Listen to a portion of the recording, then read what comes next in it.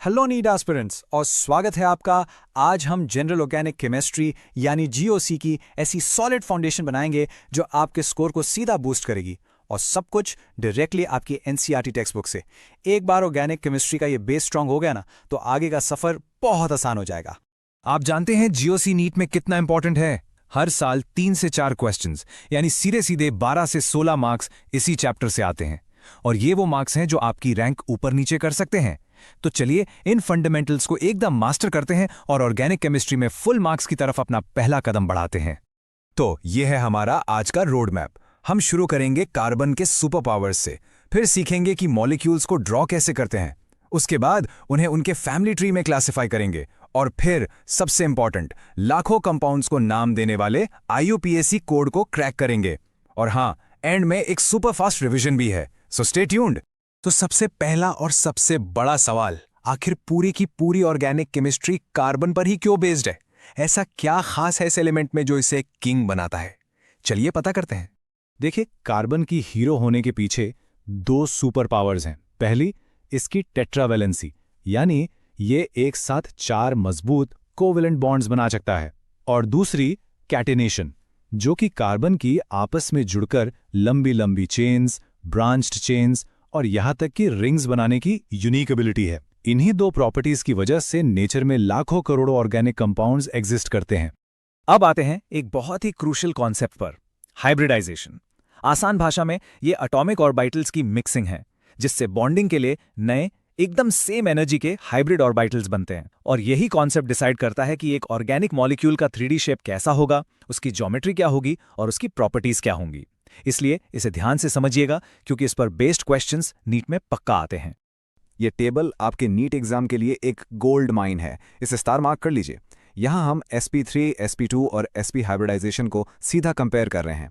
एक ट्रेंड हमेशा याद रखें, जैसे जैसे s करैक्टर बढ़ता है, यानी 25 से 50% तक, कार्बन की इलेक्ट्रोनेगेटिविटी बढ़ती है और बॉन्ड लेंथ छोटी होती जाती है। और ज्योमेट्री तो बिल्कुल रट लीजिए। सिंगल बॉन्ड sp3 मतलब टेट्राहेड्रल, डबल बॉन्ड sp2 मतलब ट्राइगोनल प्लानर, और ट्रिपल बॉन्ड sp मतलब लीनियर। ठीक है, अब जब हम कार्बन के सीक्रेट्स जान गए हैं, तो चलिए देखते हैं कि इन लाखों कंपाउंड्स को हम पेपर पर यानी अपने एग्जाम में अलग अलग तरीकों से रिप्रेजेंट कैसे कर सकते हैं। सबसे पहला और सबसे डिटेल तरीका है कंप्लीट स्ट्रक्चरल फॉर्मूला। जैसा कि नाम से ही क्लियर है, इसमें हम हर एक एटम और उनके बीच का हर एक बॉन्ड बिल्कुल क्लियरली दिखाते हैं। ये शुरू में कॉन्सेप्ट समझने के लिए परफेक्ट है, लेकिन एग्जाम्स में टाइम बचाने के लिए हम इससे ज्यादा एफिशिएंट मेथड्स यूज करते हैं। उसके बाद आता है कंडेंस्ड स्ट्रक्चर। ये थोड़ा स्मार्टर तरीका है। यहां हम CH बॉन्ड्स को छुपा देते हैं और मॉलिक्यूल को एक सिंपल लाइन में लिख देते हैं। इससे स्पेस बचता है, लिखना फास्ट हो जाता है, लेकिन इंफॉर्मेशन वो पूरी की पूरी रहती है, और एग्जाम में एफिशिएंसी तो सब कुछ है। और ये है बॉन्ड लाइन फॉर्मूला। ये ऑर्गेनिक मॉलिक्यूल्स को रिप्रेजेंट करने का सबसे कॉमन और सबसे फास्ट तरीका है। आपकी नीट के पेपर में ज्यादातर स्ट्रक्चर्स आपको इसी फॉर्म में मिलेंगे। यहाँ हर लाइन का एंड और हर कोना एक कार्बन एटम है, और ये हम मान के चलते हैं कि कार्बन की बाकी वैलेंसीज हाइड्रोजन से पूरी हो रही हैं। इसे मास्टर करना नॉन नेगोशिएबल है। अब जब हम मॉलिक्यूल्स को ड्रॉ करना सीख गए हैं, तो चलिए इन लाखों कंपाउंड्स को एक लॉजिकल फैमिली ट्री में ऑर्गेनाइज करना सीखते हैं। आखिर क्लासिफिकेशन से ही तो चीजें आसान होती हैं, राइट? मोटे तौर पर हम ऑर्गेनिक कंपाउंड्स को उनके कार्बन स्केलेटन के बेसिस पर 2 हिस्सों में बांटते हैं। पहले हैं एसाइक्लिक या ओपन चेन कंपाउंड्स, मतलब सिंपल चेन्स। दूसरे हैं साइक्लिक यानी रिंग वाले कंपाउंड्स। साइक्लिक कंपाउंड्स आगे 2 तरह के होते हैं, एलिसाइक्लिक जो ओपन चेन जैसे ही बिहेव करते हैं, और एरोमेटिक जिनकी अपनी ही एक अलग स्पेशल दुनिया है, जैसे कि बेंजीन। तो अब आते हैं सबसे जरूरी चीज पर, फंक्शनल ग्रुप। फंक्शनल ग्रुप किसी भी ऑर्गेनिक मॉलिक्यूल का वो हिस्सा है जो उसकी सारी केमिकल प्रॉपर्टीज के लिए रिस्पॉन्सिबल होता है। आप इसे मॉलिक्यूल का एक्टिव साइट या उसकी आइडेंटिटी समझ सकते हैं, जैसे अल्कोहल का OH, एसिड का COOH। पूरी ऑर्गेनिक केमिस्ट्री इन्हीं ग्रुप्स की तो कहानी है। ओके, अब हम इस एक्सप्लेनर के सबसे इंपॉर्टेंट, सबसे हाई वेटेड सेक्शन पर आ गए। ऑर्गेनिक केमिस्ट्री में लाखों कंपाउंड्स हैं, सबको कॉमन नाम से याद रखना इम्पॉसिबल है। इसीलिए एक सिस्टमैटिक यूनिवर्सल लैंग्वेज बनाई गई, जिसे हम कहते हैं IUPAC नॉमेनक्लेचर। चलिए इस कोड को मिलकर क्रैक करते हैं। हर IUPAC नाम 3 बिल्डिंग ब्लॉक्स से बनता है। बीच में है वर्ड रूट, जो मेन चेन में कार्बन एटम्स का नंबर बताता है, जैसे मैथ, ईथ, प्रॉप। वर्ड रूट से पहले लगता है प्रीफिक्स, जो सब्स्टिट्यूएंट्स या साइड चेन्स के बारे में बताता है, और आखिर में लगता है सफिक्स, जो सबसे इंपॉर्टेंट यानी फंक्शनल ग्रुप को रिप्रेजेंट करता है। एल्केन्स की नेमिंग इन गोल्डन रूल्स पे चलती हैं। रूल नंबर 1, सबसे लंबी कंटिन्यूअस कार्बन चेन ढूंढो, ये हमारी पेरेंट चेन है। रूल नंबर 2, चेन की नंबरिंग उस तरफ से शुरू करो जहां से साइड चेन या सब्स्टिट्यूएंट को सबसे छोटा नंबर मिले, इसे कहते हैं लोएस्ट लोकेंट रूल। और रूल नंबर 3, अगर एक से ज्यादा अलग अलग सब्स्टिट्यूएंट्स हैं तो उन्हें हमेशा अल्फाबेटिकल ऑर्डर में लिखो। यहां एक बहुत कॉमन मिस्टेक को समझिए। मान लीजिए लेफ्ट से नंबरिंग करने पर लोकेंट्स का सेट मिलता है 3,6 और राइट से मिलता है 2,5। अब हम first point of difference rule apply करेंगे। पहला नंबर कंपेयर करो, 2 छोटा है 3 से, बस गेम ओवर। करेक्ट सेट है 2,5। लेकिन नाम लिखते वक्त सब्स्टिट्यूएंट्स हमेशा अल्फाबेटिकल ऑर्डर में ही आएंगे। इथाइल का ई मिथाइल के एम से पहले आता है, इसलिए करेक्ट नाम है 5-एथाइल 2-मिथाइल हेप्टेन। इसको तो हाईलाइट कर लीजिए, ये एक क्लासिक नीट ट्रैप है। जब आप सब्स्टिट्यूएंट्स को अल्फाबेटिकली अरेंज करते हैं तो याद रखिए कि आइसो और नियो प्रीफिक्सेस नाम का हिस्सा माने जाते हैं और इनके पहले लेटर को अल्फाबेटाइजिंग में कंसिडर किया जाता है, लेकिन सेक और टर्ट को इग्नोर कर दिया जाता है। यानी सेक-ब्यूटल और इथाइल में कंपैरिजन बी और ई के बीच होगा और इथाइल पहले आएगा। ये छोटा सा रूल आपके 4 मार्क्स बचा सकता है। चलिए एग्जाम मोड ऑन। एग्जाम से ठीक पहले क्विक जीओसी रिफ्रेशर लेते हैं और अब तक के सबसे इंपॉर्टेंट पॉइंट्स को अपने ब्रेन में लॉक कर लेते हैं। Okay, quick revision part 1।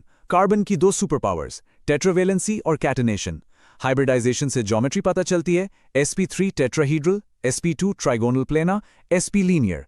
Molecules draw करने के 3 तरीके, सबसे डिटेल्ड कंप्लीट, फास्ट कंडेंस्ड और super fast bond line. Got it?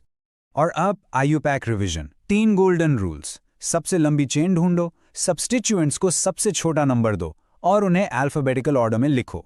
और वो नीट ट्रैप याद है ना, आइसो और नियो अल्फाबेट में काउंट होते हैं, सेक और टर्ट नहीं। ये 4 मार्क्स का सवाल है, भूलना मत। जरा स्क्रीन पर देखिए, क्या लिखा है? Functional group. बेसिकली सिंपल भाषा में समझें तो फंक्शनल ग्रुप किसी भी मॉलिक्यूल का वो हॉटस्पॉट है जहां सारा का सारा एक्शन होता है। जितनी भी केमिकल रिएक्शंस होती है ना, वो सब यहीं से शुरू होती हैं। यही उस मॉलिक्यूल की असली आइडेंटिटी है, उसकी पहचान है। अब ये टेबल देखिए, सुपर इंपॉर्टेंट है। इसमें कुछ कॉमन फंक्शनल ग्रुप्स हैं और उनके IUPAC सफिक्स दिए हुए हैं। जैसे कहीं OH ग्रुप दिखा तो नाम के एंड में लगेगा ऑल, CHO दिखा तो लगेगा अल, और C डबल बॉन्ड O यानी कीटोन दिखा तो वोन। सिंपल है ना? बस इसको दिमाग में फिट कर लीजिए, क्योंकि नेमिंग में सारा खेल इसी का है। ठीक है, थ्योरी बहुत हो गई, चलिए अब इसको अप्लाई करते हैं। ये NCERT का एक क्लासिक एग्जाम्पल है। स्क्रीन पे जो कंपाउंड दिख रहा है, आइए इसका IUPAC नाम लिखते हैं। रेडी? हम इससे बिल्कुल स्टेप बाय स्टेप आराम से ब्रेक डाउन करेंगे। रूल नंबर 1, सबसे पहला काम क्या करना है? Find the longest carbon chain. Continuous chain होनी चाहिए। यहां गौर से देखिए, जो हाइलाइटेड चेन है उसमें कितने कार्बन्स हैं? काउंट कीजिए, 1, 2, 3, 8। बिल्कुल सही, 8 कार्बन मतलब पेरेंट एल्केन क्या हुआ? ऑक्टेन। सिंपल। चलिए, चेन मिल गई। अब दूसरा स्टेप, नंबरिंग। कहां से शुरू करें, लेफ्ट से या राइट से? रूल सिंपल है, जो हमारा मेन फंक्शनल ग्रुप है ना, उसको VIP ट्रीटमेंट देना है, मतलब उसको सबसे छोटा नंबर मिलना चाहिए। यहां हमारा फंक्शनल ग्रुप है OH। अगर हम राइट से गिनती शुरू करें तो ये 3rd पोजीशन पर आता है, और अगर लेफ्ट से करते तो ये 6th पोजीशन पर आता। तो छोटा कौन सा है? 3 ऑफ कोर्स, इसलिए राइट से नंबरिंग करना ही सही है। फैंटास्टिक, चेन सेलेक्ट हो गई, नंबरिंग हो गई। अब बस पहचानना है कि इस चेन पर क्या क्या गेस्ट बैठे हैं। देखिए, पोजीशन नंबर 3 पर कौन है? हमारा मेन हीरो OH ग्रुप, जिसका सफिक्स हमने याद किया था, ओल। और पोजीशन नंबर 6 पर एक छोटा सा ग्रुप लटक रहा है, CH3। इसको हम क्या बोलते हैं? Methyl group. ये एक सब्स्टिट्यूएंट है, मतलब साइड ब्रांच। बस, अब सारे पीसेस को एक साथ जोड़ने का टाइम आ गया है। IUPAC का एक फॉर्मेट होता है। सबसे पहले लिखो सब्स्टिट्यूएंट की पोजीशन और नाम। वो क्या है? 6 मिथाइल, ठीक है। उसके बाद पेरेंट चेन का नाम, जो था ऑक्टेन, और आखिर में फंक्शनल ग्रुप की पोजीशन और उसका सफिक्स, यानी 3 ऑल। सबको मिला दो, क्या बना? 6 मिथाइल ऑक्टेन 3 ऑल। बूम, हो गया। देखा, it's like solving a puzzle. कितना आसान है। Okay, so fast so good. लेकिन अब सोचो अगर एक ही मॉलिक्यूल में एक से ज्यादा फंक्शनल ग्रुप्स आ जाएं। मान लो एक ही घर में 2 वीआईपी आ गए, तो किसको ज्यादा इंपॉर्टेंस देंगे, किसको प्रायोरिटी मिलेगी? कंफ्यूजन है ना? डोंट वरी, इसके लिए भी एक सिंपल सा रूल है जो हमें बताता है कि कौन प्रिंसिपल फंक्शनल ग्रुप बनेगा। बच्चों, इस स्लाइड को स्टार मार्क कर लो, इस पर 5 स्टार लगा लो। मैं गारंटी से कह रहा हूं, नीट में यहां से डायरेक्ट क्वेश्चन आता ही आता है। यह है प्रायोरिटी ऑर्डर। इस लिस्ट में जो सबसे ऊपर है वो किंग है, वो बनेगा प्रिंसिपल फंक्शनल ग्रुप और उसका लगेगा सफिक्स। बाकी जितने भी ग्रुप्स हैं वो बेचारे सब्स्टिट्यूएंट बन जाएंगे और उनके लिए प्रीफिक्स यूज होगा। तो ये ऑर्डर कार्बोक्सिलिक एसिड से लेके एल्काइन तक आपको बिल्कुल बाय हार्ट याद होना चाहिए। चलिए अब ऑर्गेनिक केमिस्ट्री के एक जादुई कॉन्सेप्ट की बात करते हैं। नाम है आइसोमरिज्म। यहां होता क्या है? सोचो, 2 कंपाउंड्स हैं, उनका मॉलिक्यूलर फॉर्मूला यानी उसमें एटम्स का नंबर बिल्कुल सेम है, लेकिन उनकी स्ट्रक्चर और उनकी प्रॉपर्टीज जमीन आसमान का फर्क रखती हैं। है ना कमाल की चीज?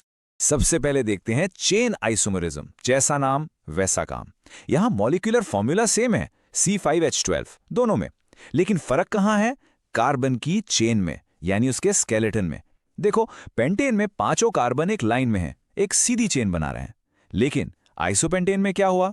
4 कार्बन तो लाइन में है, लेकिन एक कार्बन ने ब्रांच बना ली। बस कार्बन स्केलेटन अलग हो गया, तो ये हो गए chain isomers. Next up position isomerism. यहां देखो, कार्बन का स्केलेटन यानी जो मेन चेन है वो बिल्कुल सेम है। दोनों में 3-3 कार्बन की सीधी चेन है। तो फिर फर्क क्या है? फर्क है फंक्शनल ग्रुप की पोजीशन का। इसको ऐसे समझो कि घर सेम है, बस फर्नीचर की जगह बदल दी है। पहले कंपाउंड में प्रोपैन 1OL में OH ग्रुप पहले कमरे में यानी फर्स्ट कार्बन पर है, और दूसरे में प्रोपैन 2OL में वही OH ग्रुप दूसरे कमरे में यानी सेकंड कार्बन पर चला गया। पोजीशन बदली, आइसोमर बन गया। और अब आते हैं फंक्शनल आइसोमेरिज्म पर। यहां तो भाई पूरा खेल ही पलट जाता है। ये सबसे ड्रामेटिक टाइप है। देखो, मॉलिक्यूलर फॉर्मूला सेम है, C3H6O, लेकिन इससे जो 2 कंपाउंड बने उनके फंक्शनल ग्रुप्स ही अलग हैं। एक बना प्रोपेनॉल जिसमें है एल्डिहाइड ग्रुप, और दूसरा बना प्रोपेनोन जिसमें है कीटोन ग्रुप। सोचो, फॉर्मूला एक, लेकिन एक कंपाउंड एल्डिहाइड है और दूसरा कीटोन। इनकी केमिकल प्रॉपर्टीज तो बिल्कुल ही अलग होंगी। It's like they are completely different people with the same ID card. तो अभी तक हमने कंपाउंड्स को नाम देना और उनके टाइप्स को पहचानना सीख लिया, पर अब आते हैं असली एक्शन पर, रिएक्शंस। हर ऑर्गेनिक रिएक्शन, चाहे वो कोई भी हो, उसकी शुरुआत एक ही चीज से होती है, एक कोवेलेंट बॉन्ड का टूटना। और इस बॉन्ड के टूटने के प्रोसेस को हम कहते हैं बॉन्ड फिजन। अब ये जो बॉन्ड टूटता है ये 2 तरह से टूट सकता है। पहला तरीका है फेयर प्ले वाला, जिसे कहते हैं होमोलिटिक क्लीवेज। यहां बॉन्ड का बंटवारा बिल्कुल बराबरी से होता है। दोनों एटम्स अपना अपना एक इलेक्ट्रॉन लेकर अलग हो जाते हैं। रिजल्ट, फ्री रेडिकल्स बनते हैं जो बहुत रिएक्टिव होते हैं। दूसरा तरीका है अनफेयर वाला, जिसे कहते हैं हेटेरोलिटिक क्लीवेज। यहां एक एटम ज्यादा पावरफुल होता है और वो बॉन्ड के दोनों इलेक्ट्रॉन्स छीन कर ले जाता है। इससे एक पर आ जाता है पॉजिटिव चार्ज कार्बोकेटायन और दूसरे पर नेगेटिव चार्ज एनायन। ओके, एक और 5 star super duper important concept for NEET. ये जो कार्बोकेटाइंस और फ्री रेडिकल्स बने, इनमें से कौन ज्यादा स्टेबल है? इसका ऑर्डर बिल्कुल फिक्स है और इस पर क्वेश्चन आते ही आते हैं। स्टेबिलिटी का ऑर्डर है टर्शियरी सबसे ज्यादा स्टेबल, उसके बाद सेकेंडरी और सबसे कम स्टेबल होता है प्राइमरी। अब आप पूछोगे ऐसा क्यों? सिंपल है, टर्शियरी कार्बोकेटाइन से 3 तरफ से अल्काइल ग्रुप्स जुड़े होते हैं जो उसके पॉजिटिव चार्ज को, उसके दुख को कम करने में हेल्प करते हैं। जितने ज्यादा दोस्त अल्काइल ग्रुप्स हेल्प करने वाले, उतनी ज्यादा स्टेबिलिटी। ठीक है, तो हमारी रिएक्शन की स्टोरी में क्या हुआ अभी तक? बॉन्ड टूट गया और बीच में बन गए इंटरमीडिएट्स जैसे कार्बोकेटायन। लेकिन अब इन पर कोई अटैक भी तो करेगा। तो आइए मिलते हैं हमारी रिएक्शन के 2 मेन कैरेक्टर्स से। एक है न्यूक्लियोफाइल और दूसरा है इलेक्ट्रोफाइल। इन्हीं के बीच सारा इंटरैक्शन होता है। सबसे पहले मिलते हैं न्यूक्लियोफाइल से। नाम को तोड़ो, न्यूक्लियो मतलब न्यूक्लियस पॉजिटिव और फाइल मतलब लविंग। तो ये हैं पॉजिटिव चार्ज लवर। क्यों? क्योंकि ये खुद इलेक्ट्रॉन रिच होते हैं, इनके पास बहुत सारे इलेक्ट्रॉन्स होते हैं। तो ये हमेशा ऐसी जगह ढूंढते हैं जहां इलेक्ट्रॉन्स की कमी हो। सिंपल याद रखो, nucleophile equals two electron rich. और अब दूसरा कैरेक्टर, इलेक्ट्रोफाइल। नाम को फिर से तोड़ो, इलेक्ट्रो मतलब इलेक्ट्रॉन और फाइल मतलब लविंग। तो ये हैं इलेक्ट्रॉन लवर। ये बेचारे इलेक्ट्रॉन डिफिशिएंट होते हैं, इनके पास इलेक्ट्रॉन्स की कमी होती है, इसलिए ये हमेशा उस जगह जाते हैं जहां ढेर सारे इलेक्ट्रॉन्स मौजूद हों। Simple, electrophile equals electron poor, यानी इलेक्ट्रॉन डिफिशिएंट। चलिए इनकी कुछ एग्जाम्पल्स भी देख लेते हैं सीधे एनसीईआरटी से। न्यूक्लियोफाइल्स कौन हुए? या तो जिनके ऊपर साफ साफ नेगेटिव चार्ज है, जैसे OH-, CN-, या फिर न्यूट्रल मॉलिक्यूल्स जिनके पास एक्स्ट्रा इलेक्ट्रॉन्स यानी लोन पेयर हैं, जैसे वाटर और अमीन्स। और इलेक्ट्रोफाइल्स या तो जिनके ऊपर पॉजिटिव चार्ज है, जैसे कार्बोकेटायन, या फिर ऐसे बेचारे जिनका ऑक्टेट ही पूरा नहीं है, जैसे BF3। देखा, डेफिनेशन से बिल्कुल मैच करता है। ओके, हमने काफी सारे इंपॉर्टेंट कंसेप्ट्स कवर कर लिए हैं। अब टाइम है एक सुपर क्विक रैपिड रिवीजन का। अगली स्लाइड पर इस पूरे सेशन के सबसे इंपॉर्टेंट गोल्डन पॉइंट्स हैं। मैं साइड हो जाता हूं, आप जल्दी से इसका एक स्क्रीनशॉट ले लीजिए। एग्जाम से आखिरी दिन पहले ये आपका लाइफ सेवर बनेगा, मेरी गारंटी है। चलिए फटाफट रिवाइज करते हैं। पॉइंट नंबर 1, मॉलिक्यूल में रिएक्शन कहां होगी? फंक्शनल ग्रुप पर। पॉइंट 2, एक से ज्यादा फंक्शनल ग्रुप हो तो प्रायोरिटी ऑर्डर फॉलो करो, acid, ester, aldehyde. Point 3, isomers क्या है? Same formula, different structure. Point 4, bond कैसे टूटला है? हेट्रोलिटिक से बनते हैं आयंस, होमोलिटिक से बनते हैं रेडिकल्स। पॉइंट 5, स्टेबिलिटी का ऑर्डर क्या है? रट्टा मार लो, टर्शियरी, सेकेंडरी, प्राइमरी। और आखिरी पॉइंट, न्यूक्लियोफाइल्स इलेक्ट्रॉन के अमीर, इलेक्ट्रोफाइल्स इलेक्ट्रॉन के गरीब। डन। तो अब आपको ये फंडामेंटल क्लियर हो गया है कि इलेक्ट्रॉन्स का खेल क्या है और रिएक्शंस शुरू कैसे होते हैं। ये नींव है। अब इस नींव पर हम आगे बड़ी बड़ी बिल्डिंग्स यानी बड़े बड़े रिएक्शन मैकेनिज्म्स खड़े कर सकते हैं। तो अब आपकी बारी।